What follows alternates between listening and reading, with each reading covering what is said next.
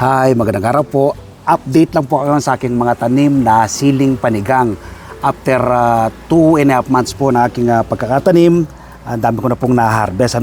Hindi po hitik, hitik na hitik po yung bunga ng aking mga tanim na siling panigang. Makita po ninyo sa mga bote lang po ng mineral water na katanim. Napakadali pong alagaan at patubuin ang siling panigang at napakarami pong taglay na iba't ibang health benefits sa ating katawan ng siling panigang. Makikita po ninyo, sa mga bote lang po ng mineral water na katanim. So yan po, hitik na hitik po yung kanyang mga bunga. Yan. So sementadong kalsada, walang enough space, sa metro man lang kayo nakatira, pwede po kayong magtanim ng ganito tulad po ng aking ginagawang pagtatanim. Sa mga bote lang po yan ng mineral water.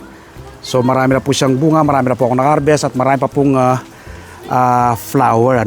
Continuous po yung kanyang flowering. Itong ating mga tanim na siling panigang. Yan, grabe. Full pack po yung kanyang bunga, Nawa po mula ngayong araw na mapanood nyo ako. Magtanim din po kayo ng inyong sariling pagkain tulad po ng siling panigang. Ang lupa po na aking ginamit dyan ay 60% buwag na lupa, 20% ay vermicast, paunang pataba po yan. At another 20% ay carbonized rice hull at coco peat.